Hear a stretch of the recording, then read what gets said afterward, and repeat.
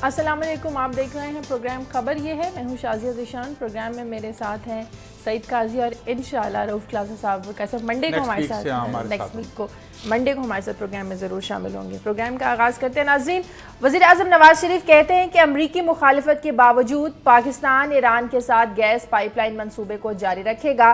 साथ ही आज general assembly से खिताब के दौरान ड्रोन हमलों का मामला भी उठाया जाएगा। और वज़ीर आज़म ने पहली बार तालिबान के साथ मुज़ाकरात के लिए उन शराइत का जिक्र किया है जिन्हें कबूल करके पाकिस्तानी तालिबान और हुकूमत के दरमियान कोई अमन मुआहिदा तय पा सकता है। वो शराइत क्या है, इस पर आज हम बात करेंगे। साथ ही हम बात करेंगे कि कल मकबूजा कश्मीर में दहशतगर्दी का एक वाक़या पेश आया। थाने और छावनी पर हमले से कर्नल बकरमजीत सिंह समेत 7 फौजी हलाक और 5 जख्मी हो गए।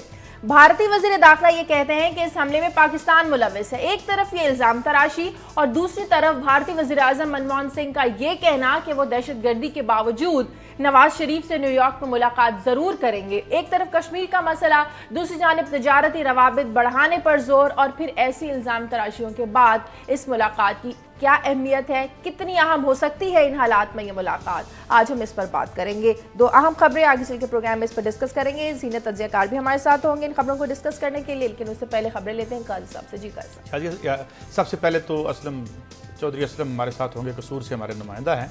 एक प्रोजेक्ट था, कंप्लीट भी हुआ और पब्लिक इंटरेस्ट में था, मगर उसे कुछ माफियाज जो हैं ऑपरेटिव नहीं होने देते अपने ज़ाती मफाद के लिए। तो क्यों है हम माफिया के हाथों? जो सरकार है वो भी होस्टेज लगती है, आवाम तो होस्टेज है ही।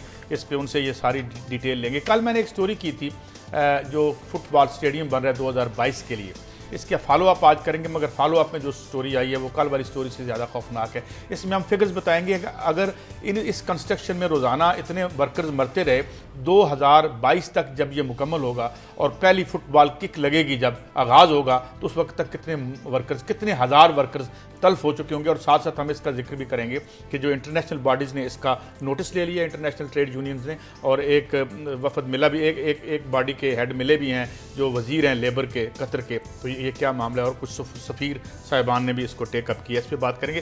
साथ ही अभी आपने जिक्र किया नवाज शरीफ साहब की तकरीर का, एक और तकरीर बड़ी दिलचस्प हुई है यूनाइटेड नेशन में, वो एवो मोरालेस ने की है, जिसमें उन्होंने मुतालबा किया है कि यूनाइटेड नेशन को यहाँ से मूव कर दिया जाए, क्योंकि हम अमेरिका में जब आते हैं तो अपने आप को महफूज नहीं समझते। उनकी तकरीर का मतन वो बात करेंगे, क्योंकि अब वो जो एंटी अमेरिकन जो मूवमेंट है लातीनी अमेरिका में, हुगो शेवेज की वफात के बाद अब वो उसे लीड कर रहे हैं। और फिर वक्त मिला तो ये जो डॉलर की स्लाइड रोकी है कल इंटरवेंशन करके, बड़ी इंटरेस्टिंग बात है। ये भी IMF को तो पसंद नहीं आया होगा, क्योंकि डॉलर 115 रुपये पे, 111 रुपये पे चला गया था, 105 पे कैसे आया है, और कैसे इस तरह अगर हमने IMF को रजिस्ट ना किया तो हमारा आशर क्या होगा, इस पर बात करेंगे। और जाते जाते कल भगत सिंह की सालगिरह है, 28 सितंबर को वो पेशावर में पैदा हुए थे और उनको फांसी लगाई गई थी इसी जगह जहां हम प्रोग्राम करें, चंद तो उनकी एक कहानी which is one of the romances of Indo पाक हिस्ट्री, उसका जिक्र करेंगे। ठीक है, लेकिन काजी साहब सबसे पहले बात करते हैं वज़ीर आज़म या नवाज शरीफ की, जो ये कहते हैं कि उन्हें इस बात का इदराक है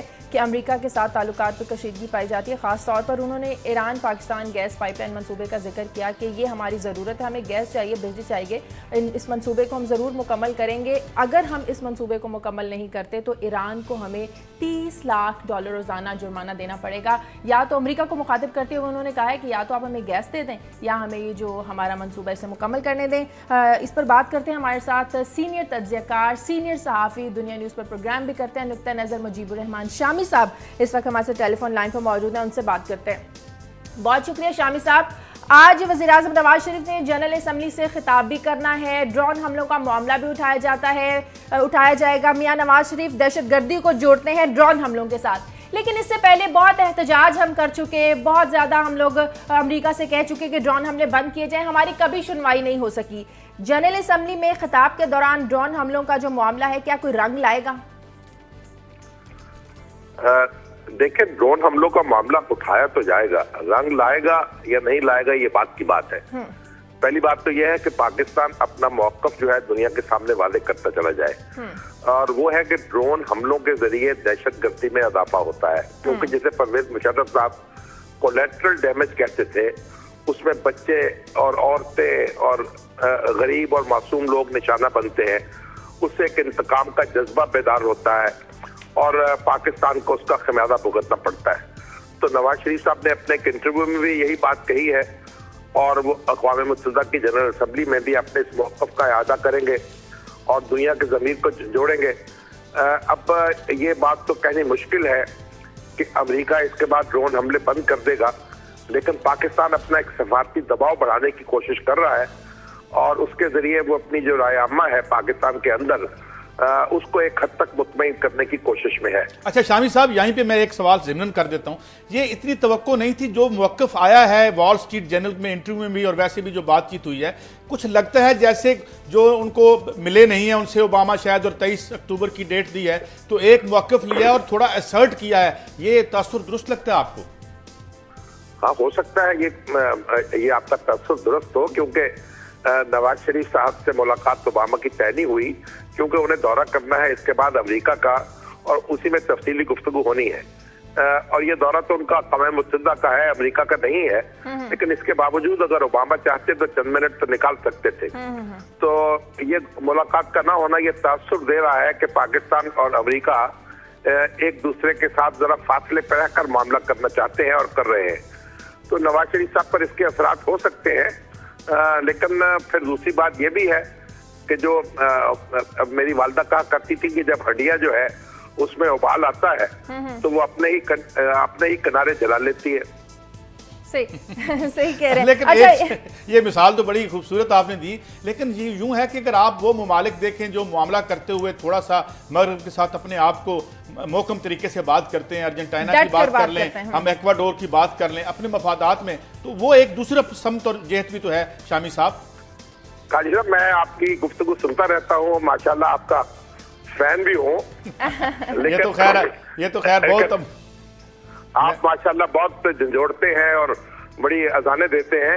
किसको झंझोड़ते हैं जरा ये भी बता दे। अमेरिका को सबको झंझोड़ते हैं, जो सो रहे होते हैं उनको। लेकिन असल मसला ये है कि जो अर्जेंटीना है उसका अगर आप मसला करें तो उसकी इनकम क्या है, उसके पास तेल के ज़खायर कितने हैं और उसको इन ताकतों की कोई जरूरत नहीं है। हमारा मसला ये है कि हमारी इनकम कम है, हमारे खर्चे ज्यादा हैं और उसकी वजह से हमारी बहुत सी मजबूरियां हैं। हमने उनके सामने हाथ भी फैलाना है, उनकी इमदाद भी लेनी है, उनकी सपोर्ट भी लेनी है। तो जब तक हम अपनी आमदनी इतना ना बढ़ा लें कि या खर्चे कम कर लें, जब तक हम अपने आमद और खर्च को बैलेंस नहीं करेंगे और आप बेनियाज नहीं होंगे दुनिया से, उस वक्त तक आप तहक्कुम के साथ अपनी बात नहीं कर सकेंगे। तो इसका मतलब है हमें अब डट कर बात करनी पड़ेगी कि ईरान पाकिस्तान गैस पाइपलाइन मंसूबा है, इसको हमें मुकम्मल करना है, भले ही अमेरिका के इसमें बहुत सारे तहफुजात हो। नहीं, तो जाहिर है कि वो तो जरदारी साहब जो है वो बिल्ली के गले में घंटी बांध गए हैं। और जिस वक्त ये मंसूबा बन रहा था मैं तो उस वक्त वहां मौजूद था पाक ईरान सरहद पर, और उसका इफ्तिताह की सारी तकरीबात जो थी वो देख रहा था। बात ये थी कि ये जो जरदारी साहब ने जाते जाते फैसला किया, ये तो अब आने वाली हुकूमत के हाथ में बांध गए थे, क्योंकि उसमें शेक रख दी है मुआहदे में जुर्माने की भी। अगर ये मंसूबा मुकम्मल नहीं होगा तो $30 लाख रोजाना पाकिस्तान पे। शामी साहब, ये जो अभी साफ्ट हो रहा है, अमेरिका रूहानी के साथ मुलाकात है, रूहानी ने जो है वो बहुत सी वेस्ट को खुश करने की बातें की हैं, तो ये तासुर भी एक आ रहा है प्रेस में कि शायद उधर से कुछ बर्फ जो है पिघले तो साथ हमें इधर से कुछ इजाजत मिल जाए। इस पे क्या कहेंगे आप? हाँ, हो सकता है असल में रूहानी साहब जो है वो भी कुछ सॉफ्ट हो रहे हैं, तो अमेरिका भी सॉफ्ट हो रहा है। क्योंकि मसला ये है कि आप ये भी देखिए कि दरिया में रहकर मगरमच्छ से ज्यादा पैर नहीं रखा जा सकता। आप ईरान की इकोनॉमी पर जितना प्रेशर है और उनकी जो मईशत है उस पर जितने मनफी असरात मुरतब हो रहे हैं, इसके बावजूद कि उनके पास तेल की आमदन मौजूद है, लेकिन तेल बेचना मुश्किल हो रहा है उनके लिए। तो ईरान की भी जरूरत है कि कुछ ना कुछ वो मामला अपने दुरुस्त करे। आपको अभी देखा आपने कि खामनेई ने फतवा दिया है कि जो एटम बम है वो गैर इस्लामी है, क्योंकि उसके जरिए जो कार्रवाई होती है और लोग मरते हैं उसमें बेगुनाह भी मर जाते हैं, जबकि बेगुनाह लोगों को मारना इस्लाम उसकी इजाजत नहीं देता। यानी ये खामनेई का फतवा आया है और इससे पहले भी ईरान बार बार यही बात कह चुका है और यही बात हम ड्रोन हमलों के बारे में भी कहते हैं कि ये गैर इस्लामी है और गैर इंसानी है। शामी साहब माजरत के साथ आपकी बात काट रही हूँ। शामी साहब प्रोग्राम में साथ रहेगा, मुझे ब्रेक लेनी है, ब्रेक के बाद वापस आते हैं नाज़रीन।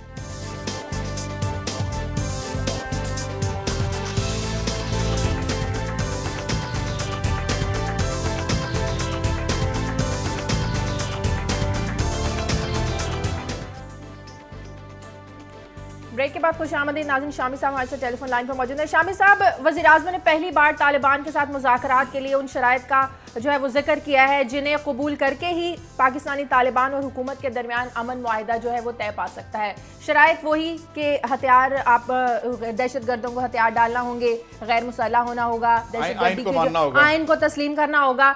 तो आपको लगता है कि तालिबान के लिए शराइत काबिल कबूल हैं? आइन की रिट को तस्लीम करना, दहशतगर्दी के वाक़यात आपने यहाँ देखे, फौजी जर्नैल को मार दिया, पेशावर में जो चर्च पर हमला हुआ, क्या कहेंगे आप? देखिए, वज़ीर आज़म ने जो बात कही है वो मुआहिदे की शराइत कही है, मुज़ाकरात की शराइत नहीं कही। मुज़ाकरात की बात तो जो एपीसी ने की है वो बिला किसी शर्त के की है। सही। और जाहिर है कि मुज़ाकरात के नतीजे में जो चीज हासिल होगी वो यही है। अगर आप पाकिस्तान के आइन को नहीं मानते और पाकिस्तान के निज़ाम को नहीं मानते तो फिर मुआहिदा आपसे कैसे हो सकता है?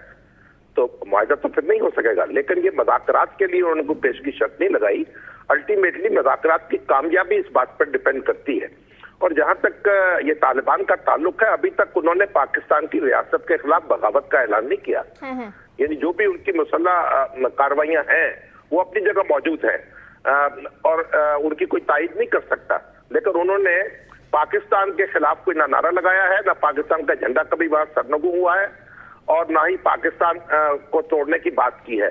तो पाकिस्तान के दायरे के अंदर रहते हुए वो काम करने का दावा करते हैं और यही काम उनको करना पड़ेगा। शामी साहब एक बड़ी अहम डेवलपमेंट जो मैंने नवाज शरीफ साहब की मैंने देखी मौक़िफ़ में, उन्होंने कहा है कि आप जब ड्रोन फेंकते हैं, ये पहले मौक़िफ़ था मगर नवाज शरीफ साहब का कहना अहम है कि जब आप ड्रोन फेंकते हैं तो आप रिक्रूट्स जो हैं वो क्रिएट करते हैं। ये बात भी उन्होंने कही। तो ये बड़ा एक सिग्निफिकेंट शिफ्ट नहीं है या इस सरकारी सतह पर इस बात का इयादा करना?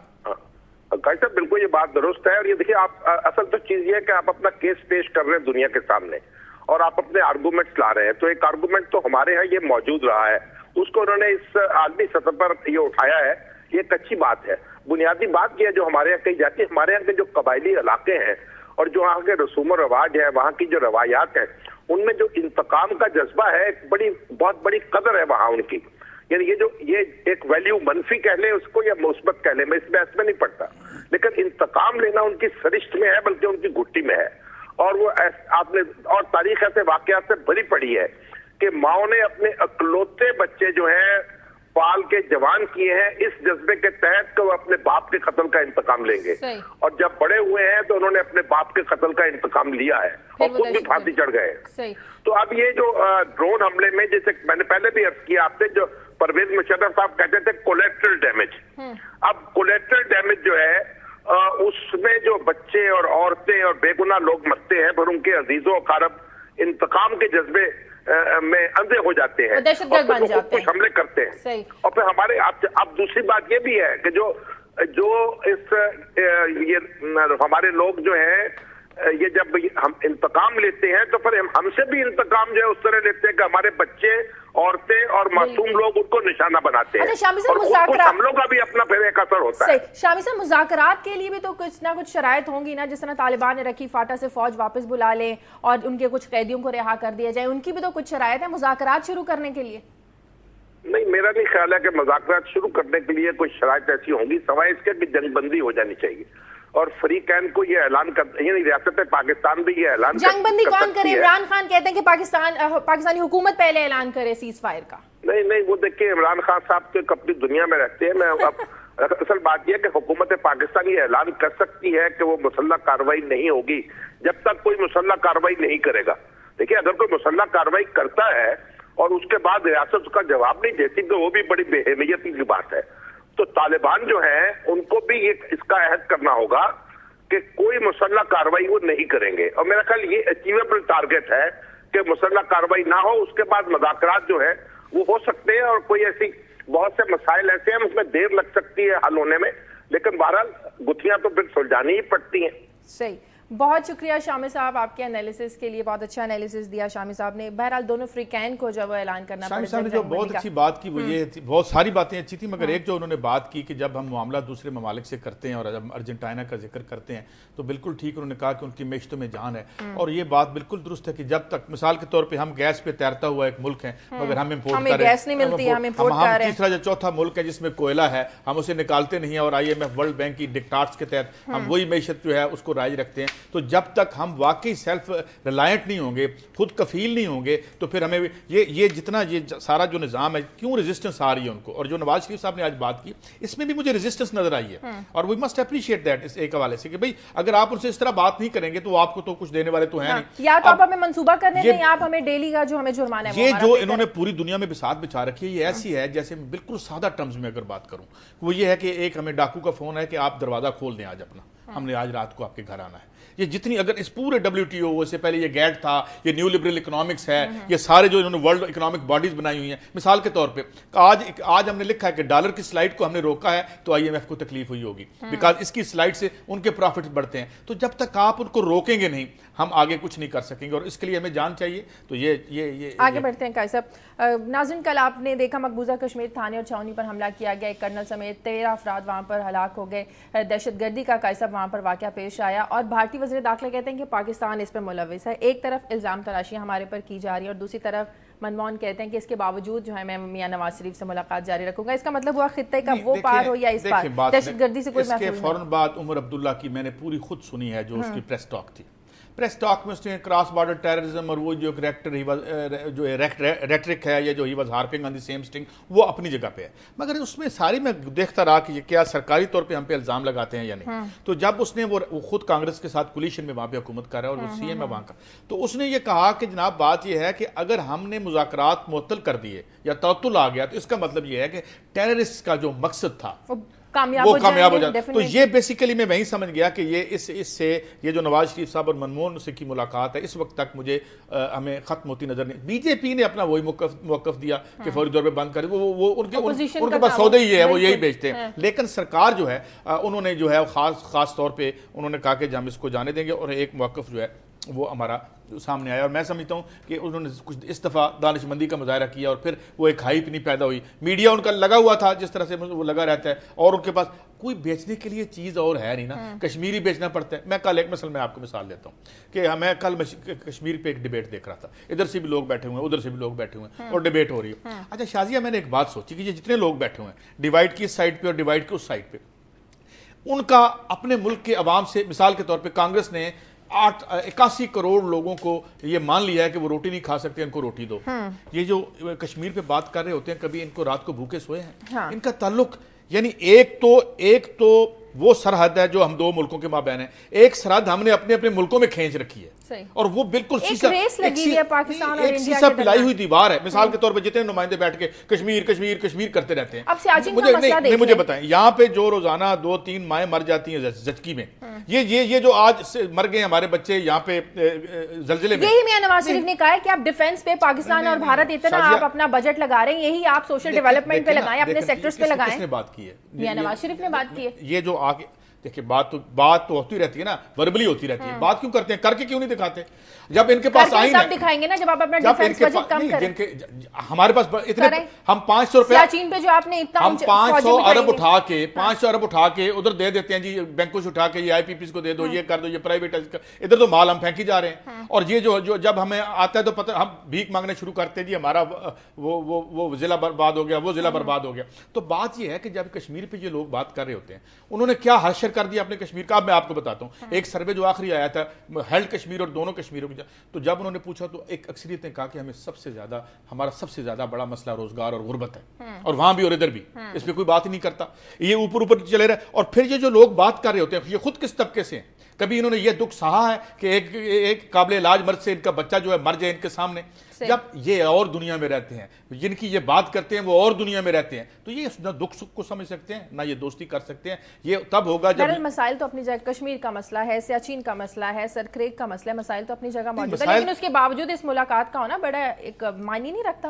ये अच्छी बात है, ये पॉजिटिव बात है। और मनमोहन सिंह वैसे भी एक मॉडरेट से बड़े वो मतलब है कोई, और वजीर आज़म मियां नवाज शरीफ साहब तो शुरू से ही हामी है। उन्होंने 99 में जिस तरह उनके साथ ताल्लुकात, जिस तरह तिजारती ताल्लुकात बढ़ाते हैं, वो कहते हैं 99 में जो सिलसिला छोड़ा था वहीं से। शामी साहब ने जो बात थोड़ी सी एग्री भी की मेरे साथ कि नवाज शरीफ साहब, मुझे ये लगता है कि मुझे उनकी बॉडी लैंग्वेज से और उनके बयानात से मुझे ये लग रहा है कि उन्होंने कोई अच्छा महसूस नहीं किया जो मुलाकात नहीं हो रही 23 अक्टूबर का। बड़े एरोगेंट है, लेकिन आज एवो मोरेल्स की स्टोरी पे मैं आपको बताऊंगा, इनकी एरोगेंस देखे अमेरिकन की कि हमारे प्राइम मिनिस्टर गए हैं, ही इज इलेक्टेड, तो उनको क्या हाथ मिला लेते। तो मुझे लगता है कि नवाज शरीफ साहब ने बिल्कुल ठीक स्टैंड लिया है कि जनाब ये $3 मिलियन हमें डेली का दे दिया करें आप, तो हम जनाब इसको वायदे को खत्म कर और हमें गैस दे दें। साथ ही उन्होंने ये जो मौकफ उन्होंने उठाया ना, ये कि जी जब आप ड्रोन हमला करते हैं तो उससे रिक्रूट्स पैदा, ये सरकारी सतह पे पहली दफा इतनी बड़ी लेवल पे ये बात सामने, which is very positive I think. और आज हम देखेंगे उस स्पीच में क्या करते हैं, तो मेरे ख्याल में इसको यही आगे और यही तरीका है इनके साथ मामला करने का, वरना ये हमें जो जिस नैच पे ले आए हैं आगे बढ़। इसमें बात करते हैं हसन अस्करी साहब, सीनियर तज्ज़ियाकार हमारे साथ लाइन पे मौजूद है, उनसे बात करते हैं। बहुत शुक्रिया हसन अस्करी साहब। एक तरफ इल्जाम तराशी भारत की जानिब से जो कल मकबूजा कश्मीर में दहशतगर्दी का वाकया पेश आया, दूसरी जानिब वज़ीर आज़म मनमोहन सिंह कहते हैं कि वो पाकिस्तानी वज़ीर आज़म से जरूर मुलाकात करेंगे। सियाचिन का मसला अपनी जगह है, मसला कश्मीर अपनी जगह है, सर क्रेक का मसला अपनी जगह है, तो इस मुलाकात की कितनी अहमियत रह जाती है? देखिए, हिंदुस्तान और पाकिस्तान के इतने मसले हैं, कुछ पुराने कुछ नए बनते रहते हैं, तो इस हवाले से अगर उनकी दो वज़ीर आज़म की मुलाकात हो जाए तो ये भी बड़ी जो है अचीवमेंट है कि इतनी कोशिशों के बावजूद के डायलॉग डिरेल हो, डायलॉग का हो जाना। और इस डायलॉग में आप कोई ऐसी मसले के हल नहीं आप उम्मीद कर सकते। अलबत्ता ये है कि अगर इस बात पर रजामंदी हो जाए कि जो डायलॉग प्रोसेस जनवरी में रुक गया था हिंदुस्तान के फैसले की वजह से, अगर वो दोबारा शुरू हो जाए तो इस मुलाकात को हम कामयाब ही तस्वुर करेंगे। सही, तो इसका मतलब किसी ब्रेक थ्रू बहस चल रही है कि कोई ब्रेक थ्रू का इम्कान नहीं, कुछ लोग कह रहे हैं कोई ब्रेक थ्रू हो सकता है, इस पर क्या कहेंगे? या मैं एक एडिड क्वेश्चन डाल दूं इसमें अस्करी साहब कि दोनों तरफ से वेस्टेड इंटरेस्ट है जो थ्राइव करते हैं इस सिक्योरिटी स्टेट पे या इस लड़ाई पे, तो या उनके फंडामेंटलिज्म उधर भी है, इधर भी कहानी है ऐसी, तो ये हमारे करीब आने में गोया ना दोस्ती अफोर्ड कर सकते हैं ना दुश्मनी, इस थ्योरी पे आपका क्या टेक है?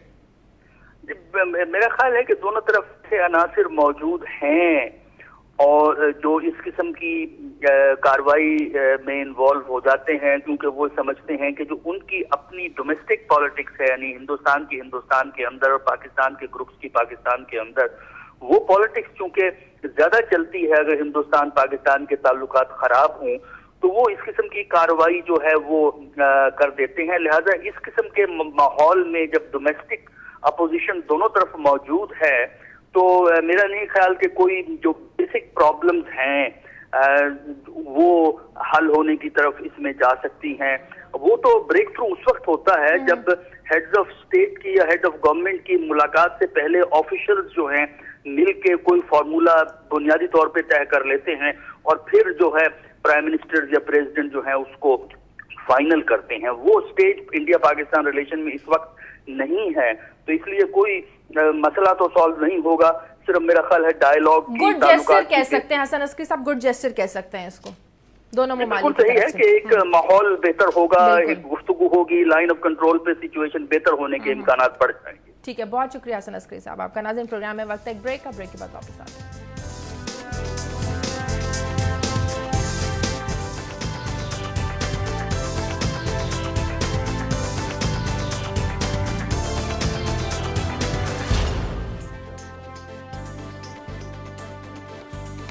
ब्रेक के बाद खुश आमदीद जी का साहब, आपकी खबरें करते हैं। मैं पहले तो हम असलम खान साहब हमारे साथ लाइन पे होंगे, उन्होंने हमें एक खबर आज मुझे रात को ही बताई उन्होंने कि कैसे एक स्ट्रक्चर था जो बस टर्मिनल बनाया गया, वहाँ पे उसके इफ्तिताह भी हुए, मगर वो सूट नहीं करता कुछ ट्रांसपोर्टर माफिया को और वो वहाँ पब्लिक मनी भी लगी। हमारे साथ हैं असलम खान साहब इस वक्त। जी खान साहब, पहले तो ये बताइए ये कहानी क्या है, ये टर्मिनल क्या है, इस पर कितना पैसा खर्च हुआ?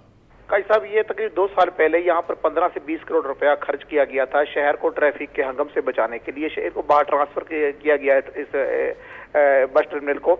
यहाँ पर जब ये इसको 3 दफा इसका इफ्तिताह किया है वजीर आला पंजाब ने, जो 3 दफा दौरे मुलतवी हो गए, तकरीबन 2 से 2.5 करोड़ रुपया डिस्ट्रिक्ट गवर्नमेंट ने उस दौरों की पर खर्च कर दिया।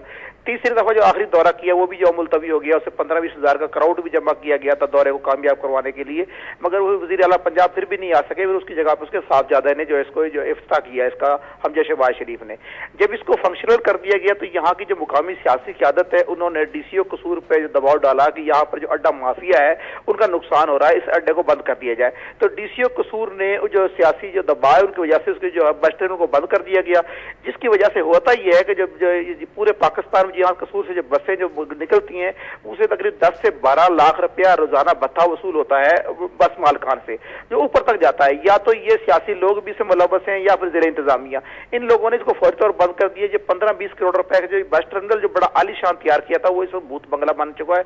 इसमें जो एलसीडी वो उतार ली गई हैं, जो इसमें एयर कंडीशन लगे थे वो उतार ली गई। ये बताइए 12-15 लाख रुपया भत्ता वसूल करने वाले कौन लोग हैं और मिली भगत में कौन कौन शामिल है?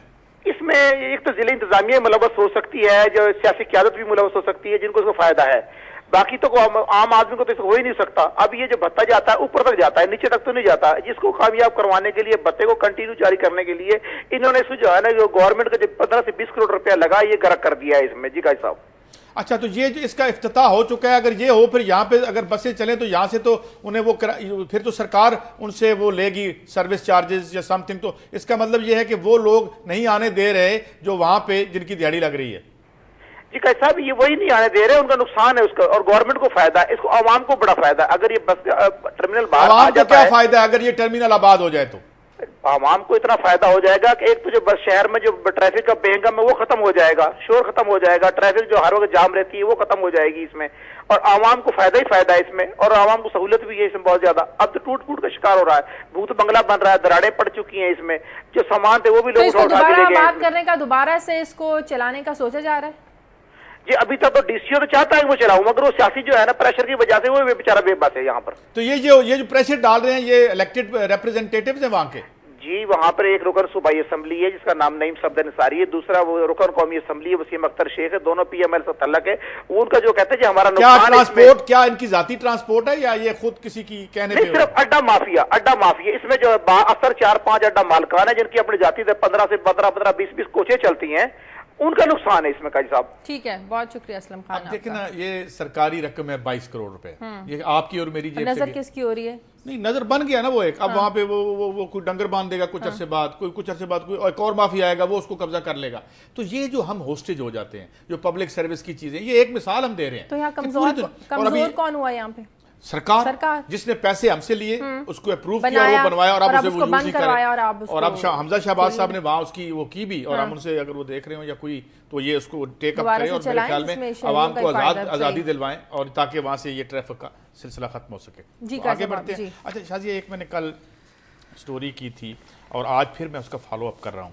ये स्टोरी हमने कल की थी जो कतर में डेवलप हो रहा है, एक तकरीबन 100 अरब डॉलर की मदद से 55,000 वहाँ पे जो हैं वो होटल्स बन रहे हैं, सड़कें बन रही हैं, और वहाँ से बहुत बड़ी वर्क फोर्स। और ये पता चल रहा था कि डेली 1 से 2 बंदे वहाँ पे मर जाते हैं। और वो इतनी, कल मैं बहुत सारी बातें शायद कर नहीं सका जो आज करेंगे, कि उसमें इतनी सब ह्यूमन कंडीशंस हैं वहाँ पे कि जहाँ वो रहते हैं वहाँ पे इतना अनहाइजेनिक है कि छोटे छोटे कमरों में 12-12, 14-14 बंदे रह रहे हैं। फिर उन्हें 2-2 महीने की वो तनख्वाह नहीं देते। वो इसलिए तनख्वाह नहीं देते कि इनको तनख्वाह दी तो ये भाग जाएंगे। जिसके बाद हमने कल जिक्र किया था कि 30 बंदे जो हैं वो एक एम्बेसी जो है उसकी नेपाल की, वहाँ जाके पनाह ले रखी है उन्होंने। और अच्छा, उसके बाद ये है कि उनसे पासपोर्ट लेने के बाद एक उन्हें कार्ड मिलता है, वो भी नहीं देते। वो कार्ड ना हो तो आप बाहर नहीं निकल सकते। एमिरेट्स में आपको पुलिस पकड़ के ले जाती है।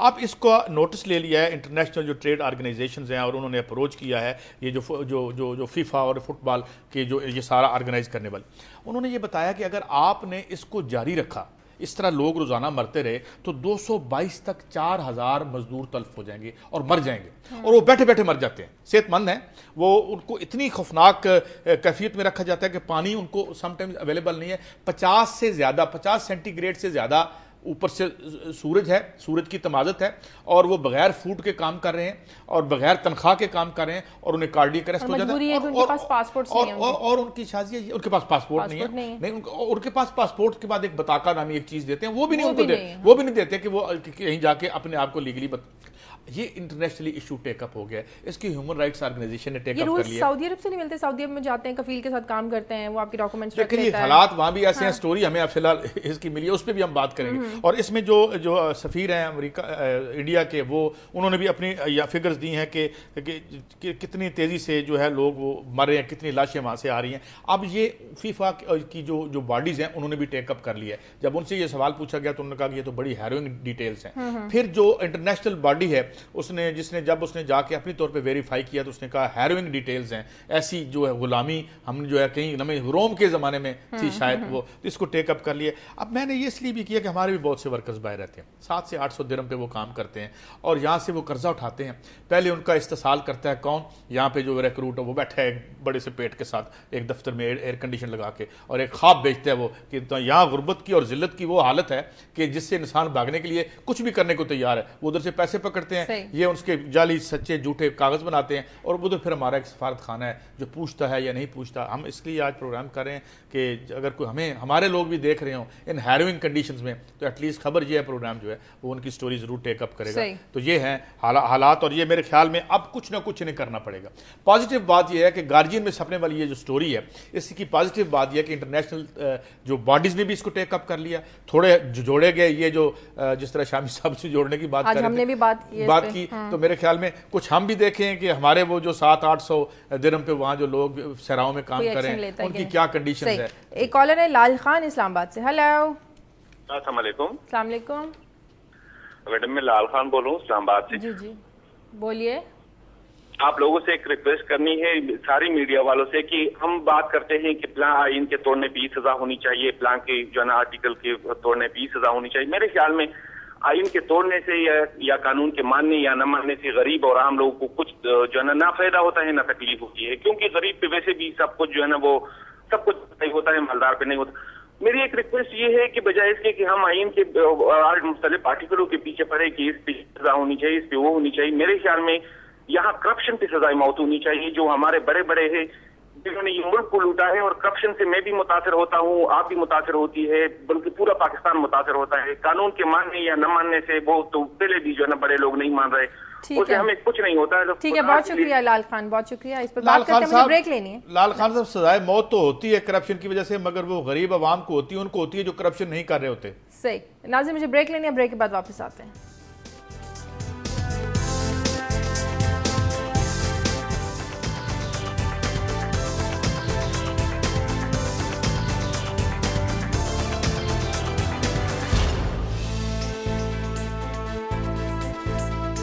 ब्रेक के बाद खुश आमदीद। कराची से कॉलर है वहीद। हेलो। अस्सलाम वालेकुम। जी वालेकुम सलाम। मैं काजी साहब से सवाल है, मुख्तसर सा है, कि ये पाकिस्तान हमने किस लिए बनाया था? क्या यहाँ पर इस्लाम की हुकूमत बनी है, या वो ये जो बच्चियों हमारे के साथ हो रहा है कराची में, लाहौर में, गुजरांवाला में, ये तो सुना है रसूल पाक सल्लल्लाहु अलैहि वसल्लम ने इसीलिए आए थे कि वो ज़बा करते थे, लड़कियों को जिंदा दफन करते थे। आप मुझे बताएं, हम चंद खानदानों को सिर्फ अमीर करने के लिए आए थे? आप डाटा निकालें, पहले टाटा और बिरला थे, अब नवाज शरीफ हैं, जरदारी हैं, आदम जी हैं, वो ये देख लें कि आप पाकिस्तान बना किस लिए था। अगर अब हम मुखालफत करेंगे मुल्क क्यों बना था, तो आप कहेंगे गद्दार है, इसको तस्लीम नहीं करते हैं। ठीक है, समझ में आ गई आपकी बात। अब भाई साहब ने जवाब तो दे ही दिया आपने। मकासद स्टेटेड तो वही थे जो आपने बताए, साथ में ऐड कर दूं कि इकोनॉमिक राइट्स हैं, एक्सप्लॉयटेशन ना हो किसी का इस्तेसाल ना हो, तो इस्तेसाल आम आदमी का तो हो रहा है। और ये आप जो कहते हैं ना कि हम तो नहीं बोल रहे स्टेट ऑफ पाकिस्तान या इसकी क्रिएशन के खिलाफ, बात हम ये कर रहे हैं कि हम गैर आईनी नहीं है, जो ये राइट्स जो नहीं दे रहे वो भी गैर आईनी है, और जिन मकासद के लिए बनाया गया था ये कह सकते हैं कि वो मकासद पूरे नहीं हो रहे। आगे बढ़ते हैं नाज़रीन, आपके साथ एक खबर मैं शेयर करना चाह रही हूँ। वो खबर है कि गुर्दों की गैर कानूनी फ़रोख्त कैसे की जाती है। मुल्क भर में गुर्दों की जो गैर कानूनी फ़रोख्त है बड़े ज़ोर शोर से ये जारी है। एक साल के दौरान 1520 से ज़ायद गुर्दों की गैर कानूनी फ़रोख्त की गई है। खुफिया इदारों ने एक रिपोर्ट भी वफाकी हुकूमत को भिजवाई है। इसके मुताबिक गुर्दों की खरीदो फरोख्त में कराची पहले नंबर पर है, रावलपिंडी इस्लामाबाद दूसरे नंबर पर, जबकि लाहौर तीसरे नंबर पर है। और माहाना 100 से 120 गुर्दों की गैर कानूनी फरोख्त खुलेआम जारी है। याद रहे कि वफाकी हुकूमत ने 2009 में ह्यूमन ऑर्गन ट्रांसप्लांट अथॉरिटी बनाई थी इस मकसद के लिए कि गैर कानूनी गुर्दे जो फरोख्त किए जाएं उसको रोका जाए, लेकिन ये अथॉरिटी जो बनाई गई थी ये भी नाकाम हो गई है। अहम बात यह है कि मिडल ईस्ट, यूरोप और जनूबी अफ्रीका से आने वाले जो गैर मुल्की हैं वो आते हैं यहाँ पर और जो गुर्दे लोग बेचते हैं औने पौने दामों ले जाते हैं, और बहुत से ऐसे लोग हलाक हुए हैं जो सस्ते दामों जो थे वो अपने गुर्दे बेचते हैं। एक गिरोह है जो 2 सालों के दौरान सिर्फ 40 गैर मुल्कियों से कायसा $20 लाख से ज्यादा रकम वसूल कर चुके हैं, और बताया गया है कि इसमें कुछ डॉक्टर्स भी मुलविस हैं और यकीनन ऐसे डॉक्टर्स को सजा होनी चाहिए जो इस गैर कानूनी काम में लोगों का साथ दे रहे हैं। अच्छा, आपने बड़ी एक दिल को छू लेने वाली स्टोरी शाजिया की है, मगर मैं आपको एक वाक़या सुनाता हूँ जो मेरे साथ गुजरा इसी हवाले से। सॉरी, गुलाम अब्बास एक पीपल्स पार्टी के लीडर हैं, एक साबिक सूबाई वजीर भी रह चुके हैं। उन्होंने अपने किसी अजीज़ के लिए एक गुर्दे का इश्तिहार दिया और मैं उनके साथ इत्तेफाक से बैठा था, तो एक फैमिली आई और वहाँ बैठ गई, और जब उन्होंने कहा जी हम गुर्दा बेचने आए हैं, तो इन्होंने कहा जी गुर्दा तो हमने मिल ले लिया है, तो उनकी आंखों में आंसू आ गए कि उन्होंने फिर एक ऐसी हैरविंग डिटेल्स उन्होंने कहानी सुनाई। उसने कहा जी मेरी बेटी है, उसका घर उजड़ जाएगा अगर मैंने मुझे ये गुर्दा मुझे 20,000 ये जितने भी आप पैसे लाख 2 लाख, तो हमने कहा हम तो अब नहीं खरीद सकते गुर्दा। हमने फिर इधर उधर से कोई जो साहब ने उसकी मदद शदत फरमा दी। लेकिन बात यह है कि एक तरफ लोग अपने फ़राइज़ पूरे करने के लिए, ज़िंदगी बसर करने के लिए जिस्म के उज़्व बेच रहे हैं, वाइटल अज़ाब बेच रहे हैं, और दूसरी तरफ इस मिजरी से फायदा उठाने वाले लोग हैं जिसका आप गिरोह बन गए हैं। अच्छा, कुछ ऐसे वाकयात भी सामने आए हैं कि लोगों को उठा लिया और उनको बेहोश कर दिया और उनका गुर्दा गायब कर। अच्छा, बाद ऐसा हुआ कि कोई ऑपरेशन, कोई डॉक्टर, कोई अस्पताल गया तो उसका गुर्दा निकालिए उसे बताए, तो ये मेरे ख्याल में। लेकिन मैं इसमें एक और बात ऐड कर दूं, ये इंडिपेंडेंट की स्टोरी थी जो मैंने की थी यहाँ पे, कि इवन गुर्बत का आलम वेस्ट में ये है कि यूके में भी 20-22 हज़ार पाउंड का गुर्दा लोग बेचने पे मजबूर हो गए। और गैर मुल्की जो है वो यहाँ पर आते हैं सस्ते गुर्दे लेने के लिए, यहाँ मजबूर भूखे प्यासे जो लोग हैं जिन्हें पैसे की जरूरत होती है वो सस्ते दामों गुर्दे बेचते हैं, और जो गैर मुल्की आते हैं वो अपना इलाज करवा के गुर्दे लेके वापस चले जाते हैं। यकीनन इस पर जो अथॉरिटी बनाई गई थी उसको इस पर एक्शन लेना चाहिए। जी कैसे आगे बढ़ते हैं। शाजिया, जो नवाज शरीफ साहब की हमने बात की, आज वो तो तकरीर करेंगे, मगर एवो मोरालेस तकरीर कर गए। एवो मोरालेस बोलीविया के प्रेसिडेंट, और हम उनकी बात करते रहते हैं। एवो मोरालेस वो शख्सियत हैं जो सदर बोलीविया बनने से पहले कोई भेड़ बकरियां चराया करते थे। वो इलेक्टेड हैं और पहले इंडिजिनस प्रेसिडेंट हैं जो 1-2 दफ़ा इलेक्ट हुए हैं वहाँ से। और उन्होंने जो तकरीर की है, उन्होंने ये कहा है कि इसका एक पस मंज़र भी है। जो ह्यूगो चेवेज़ के जो निकोलस मदुरो हैं जो प्रेसिडेंट है वेनेजुएला के, उनको पिछले दिनों उन्होंने चाइना जाना था तो अमेरिका की जो एयर स्पेस से गुजरना था उन्हें वीज़ा नहीं दिया गया। वो UN में आके तकरीर करना चाहते थे तो उनके स्टाफ को वीज़ा नहीं दिया गया, लिहाजा वो, मेरा ख्याल खबर यही है कि वो नहीं आए। तो उस पर ये बोलीविया के प्रेसिडेंट ने कहा है कि हमें बड़ा डर लगता है आपके मुल्क में आके, हम जो है इंपीरियलिज्म को और कैपिटलिज्म को पसंद नहीं करते, तो आप लोग जो हैं ये यूनाइटेड नेशन को कहीं और मूव कर दें, किसी और मुल्क में ले जाएं। और ये उनकी और भी बहुत से यहाँ बातें हैं जो उन्होंने कही हैं, मगर मैं इनके बारे में बताना चाहता हूँ ये कौन है। ये वो शख्सियत हैं एवो मोरालेस के। बोलीविया दुनिया का गरीब तरीन मुल्क था। इन्होंने वहाँ जो मल्टीनेशनल कंपनीज के साथ इनके मुआहदे थे उनको इन्होंने बुला लिया सदर बनने के बाद, और उन्होंने कहा कि 80% आप प्रॉफिट लेके जा रहे हैं, 20% हमें देते हैं, हमारी ये ज़मीन है, तो ये नहीं चलेगा, इसको उलट कर दें, 80 यहाँ देंगे, 20 वरना आप तशरीफ ले जाएं। इनके पास बाई द वे कोई एटम बम नहीं है, ये दुनिया का गरीब तरीन मुल्क है। तो उन्होंने, अब ये भी चूंकि उनके फायदे में था, लिहाजा उन्होंने तमाम वो मुआहदे जिन्हें हम कहते हैं ना सॉवरन गारंटीज दे रखी हैं, हम बदल नहीं सकते, हम चोरी करवाने पे बड़े मजबूर हैं, ये कहानियाँ हम करते हैं। उन्होंने कहा नहीं जनाब ये करें या यहाँ से निकल जाए, वो उन्होंने चेंज किया। एजुकेशन उन्होंने फ्री कर दी। पहली दफ़ा एक स्कूल के बच्चे का इंटरव्यू मैंने देखा जिसमें उसने कहा कि मैं पहली दफ़ा जूते पहन के स्कूल जा रहा हूँ। स्कूल में उन्होंने लोगों को जो है वो दिया जूते नाश्ता, ब्रेकफास्ट जो है उन्होंने बच्चे ने, और टर्न अराउंड हुआ। और ये ऐसे समाजों में से है कि जब दीगर समाज गिर रहे थे न्यू लिबरल इकोनॉमिक की नोज ड्राइव की वजह से, रिसेशन की वजह से, तो बोलीविया उन चंद जहाँ से उठ रहा है। अभी भी मतलब बहुत कुछ वहाँ करने की बातें हैं, मगर ये वो लोग हैं। मैं ये कहना चाहता हूँ कि ये जो हम कहते हैं नामुमकिनात है, ये बहुत कोई ऊपर से आगे इनसे हम मिल नहीं सकते, ऐसी बात नहीं है। ऐसी मिसालें मौजूद हैं कि लोग रेजिस्ट करते हैं और अपने अवाम के मफाद में काम करते हैं। और ये जो है मेरे ख्याल में अब नवाज शरीफ साहब आज जो तकरीर करेंगे, मैं नहीं जानता कि क्या इम्पैक्ट अभी कुछ है हमारे पास वक्त, तो हम। जी हाँ बिल्कुल। अच्छा, एक मैं आज तो जरूर एक और बात आपसे शेयर करना चाहता हूँ। 28 सितंबर है कल 1907 में एक यहाँ पे एक शख्सियत पैदा हुई थी, यहाँ लायलपुर में, भगत सिंह, फैसलाबाद। भगत सिंह यहाँ पैदा हुए, और यहाँ ये लाहौर में, ये इधर ही करीब है, ये शादमान चौक के करीब ये इन्हें फांसी हुई थी 23 मार्च 1931 को, और इन्होंने एक स्ट्रगल की थी। अब ये कहानी बड़ी एक ऐसे है जैसे किसी फिल्म की कहानी लगती है। जो नवाब मोहम्मद अहमद खान हैं, जिनके कत्ल पे जुल्फ़िकार अली भुट्टो को सज़ा हुई थी, वो उनको बनाया गया था यहाँ पे एक एजाज़ी मजिस्ट्रेट, जिन्होंने इसके डेथ वारंट पे साइन भी किए थे, जो भगत सिंह के डेथ वारंट पे साइन किए थे। और मैं अभी जब जो डॉक्यूमेंट, वैसे इनके जो मानने वाले या इनके जो फैमिली के लोग हैं इससे वो इनकार भी करते हैं, वो एक पैरेलल अकाउंट भी देते हैं, मगर वो कुछ सब्सटेंशिएट शायद उस तरह से नहीं कर सकते। फिर इनके बारे में कहा जाता है कि इनको भगत सिंह की फांसी, ये बिल्कुल गोल चक्कर है जो शादमान का, वहां पे मिली थी। तो वहां पे वो खुद उन्होंने देखा भी था जब भगत सिंह को नवाब मोहम्मद अहमद खान, वही नवाब मोहम्मद अहमद खान जो उसी जगह पे कत्ल हुए और जिसका इल्जाम जुल्फ़िकार अली भुट्टो साहब पे लगा, और फिर उनको फांसी और फिर उनको फांसी होगी। तो ये एक कहानी थी। मगर भगत सिंह की ये है कि उसको आज तक इंडिया ने रिकग्नाइज नहीं किया। मैं एक सोशल मीडिया पे अपने एक नेट फ्रेंड से बात कर रहा था, तो उसने कहा कि इतनी शूमीय किस्मत से जो भारत है वो उसे शहीद भी तस्लीम नहीं करता, मगर वो 23 साल की उम्र में फांसी लगा। यहाँ पे 2 फिल्में जरूर बनी उस पर, 2 फिल्में बनी, जिसमें एक वो थे, क्या है मुझे अब actor, Mangal Pandey was different person, Mangal Pandey ये नहीं थे, मंगल पांडे वो वो दुरुस्त कर रहे थे फेम साहब। तो ये जो थे लोग, इन्होंने एक बड़ी हुर्रियत और बड़ी जंग लड़ी। इनके साथ और भी थे लोग जिन्हें फांसियां लगी। और ये जो हमें आज आज़ादी मिली है, और जिस आज़ादी के सारे समर अभी हमें क्या हमारे कॉलर कह रहे थे कि ये इसलिए बनाया था भगत सिंह ने, और भगत सिंह जैसे लाखों लोगों ने जो अपनी जानें दी थी, वो इसलिए बनाई थी कि ये फार्म हाउसेज बनने हैं यहाँ पे वो जो है इन लोगों ने इसका बेनिफिट, लेकिन उसको एक्सेप्ट नहीं किया गया, उनकी कोशिशों को, उनकी जद्दोजहद को जो उन्होंने की। देखें ये वो लोग थे, मिसाल के तौर पे फिर मैं इसको जोड़ता हूँ, ये जितनी स्ट्रगल थी, ये सारे इवेंट्स जो हैं वो आगे चलते हैं। मसलन जो बगावत थी 18 फरवरी को, जहाजियों की बगावत थी जो तलवार जहाज पे हुई थी, ये वो वाकयात थे जिसकी वजह से अंग्रेज भागा। यानी ये कह दिया था उसको, बरतानवी वज़ीर आज़म को, यहाँ की जो फौज का उनका चीफ था, क्या नाम है उसका, उसने कहा था कि मैं 3 दिन से ज़्यादा सब कॉन्टिनेंट को अब संभाल के नहीं रख सकता।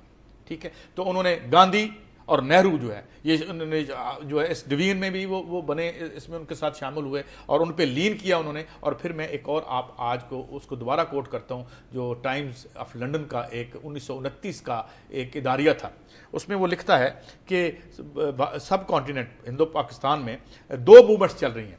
एक मूवमेंट तो है ये गांधी की और नेहरू की और नेशनलिस्ट लीडरों की, इससे हमें कोई खतरा नहीं है, ये ठीक है। ये एक मूवमेंट और चल रही है, ये वो मूवमेंट थी जिसके सुर्खेल थे भगत सिंह थे, या इस जैसे और शहीद थे, या वो हमारे जाजी थे। तो वो लिखता है कि जो हम इन्हें क्रश करने के लिए, इनको हम जो बर्बाद करने के लिए जो इकदाम और रेप्रेशन बरतानवी सरकार या गोरा कर रहा है यहाँ पे, वो बिल्कुल ठीक है। तो ये एक कहानी है। तो हमने कहा आज कल तो हमारा प्रोग्राम होना नहीं है, हाँ। तो आज हम भगत सिंह को याद कर लें। तो ये मैंने आपसे शेयर किया, आप इस पे कमेंट करें। जी हाँ, समी साहब से भी जब बात करते थे वो भी इसी पर करते थे, भगत सिंह की जो उन्होंने कुर्बानियाँ दी, जो जद्दोजहद की, लेकिन उनको सजाएं मिली, एक्सेप्ट नहीं किया गया, इंडिया में नहीं किया गया, कभी मगरबी ममालिक ने भी एक्सेप्ट नहीं किया, उल्टा आपने बताया कि उनके खिलाफ ही हमेशा लिखते थे। लेकिन हमें उनकी कोशिशों का एतराफ़ करना चाहिए, एतराफ़ करना चाहिए। और हमें ये रंग, और ख़ास तौर पे जब हम यहाँ पे मसीह भाइयों पे हमले हो रहे हैं, तो हमें याद करना चाहिए कि जो नॉन मुस्लिम्स थे उन्होंने इस स्ट्रगल में क्या हिस्सा लिया था, और हमें शर्म आ जानी चाहिए उन लोगों को जो इन पर हमले करते हैं, और इनकी मोहब्बत और इस वतन से मोहब्बत पे जो वो समझते हैं। इसलिए हमने भगत सिंह की स्टोरी को लिया इसमें। और जाते जाते अब चूंकि सुना है कि कुछ समय हमारे पास बच गया, तो ये डॉलर स्लाइड को कल रोका है सरकार ने, और बड़ा अच्छा किया है। और मैं आज इदारिया देख रहा था एक अखबार का, अंग्रेजी अखबार का, तो उन्होंने कहा कि कल बुलाया स्टेट बैंक ने और उनको इंटरवेंशन की और कुछ थोड़े से डॉलर पंप इन किए 200-250 मिलियन, और इसको रोक दिया। उसकी वजह यह है कि बहुत ठीक किया इन्होंने, अगर ये ना करते। और साथ वो इदारिये में ये भी लिखा गया कि जी अगर ये बात शायद IMF को पसंद ना आए, क्योंकि जो कल तक हमारे पास खबरें थी, जिस तरह मालिक साहब के प्रोग्राम में वो आए हुए थे, जो करेंसीज के हैं बोस्तान खान, उन्होंने कहा था कि उनकी जब बात हुई वज़ीर ख़जाना से, तो उन्होंने कहा कि जब हमने कैप हटा दिया है तो वो तो यहाँ के आके खिलवाड़ करेंगे। और यही बात जब मैं फिर जोड़ता हूँ, जो शामी साहब ने भी बड़ी अच्छी बात की कि हम जिस वक्त तक अंदर मजबूत नहीं होंगे, जब हम इनको रोकेंगे नहीं, तो ये कभी अक़वाम मुत्तहिदा के नाम पे, कभी किसी नाम पे, कभी WTO, बड़े मुआहदे, बड़े जैसे ये ऊपर से कहीं उतरे हैं, ये तमाम जो मुआहदे ऊपर से उतरे हैं वो हमें आबाद करने के लिए और उन्हें आबाद करने के लिए क्यों है। तो इसलिए जब मैं जिक्र करता हूँ शाजिया इसका अर्जेंटीना का जिक्र करता हूँ, अब या मैंने एवो मोरालेस का जिक्र किया, या मैंने वो उसका राफेल क्रोया का जिक्र करता हूँ जो अपने अवाम के मफाद में डट के खड़े हो जाते हैं, तो वो मेरे ख्याल में हम भी खड़े हो सकते हैं, हम भी खड़े हो सकते हैं इनकी मिसालों से। और जिस तरह हमने इसकी स्लाइड को रोका है, इसको 100 रुपए से नीचे, इसको 100 रुपए से नीचे लेके आए। साहब हमारी जरूरतें इतनी हैं कि हम उस तरह से खड़े नहीं हो सकते। नहीं, हमारी जरूरतें नहीं, इन हुक्मरानों की जरूरतें हैं कि ये रजते नहीं है। हुक्मरान भी हमारे ही हैं और किसके हैं, हमारी मुल्क के हुक्मरान हैं। नाज़रीन, प्रोग्राम का वक्त हो गया। प्रोग्राम के लिए आप हमें फीडबैक दीजिए। खबर@दुनिया TV.tv पर इजाजत दीजिए। अल्लाह हाफ़िज़।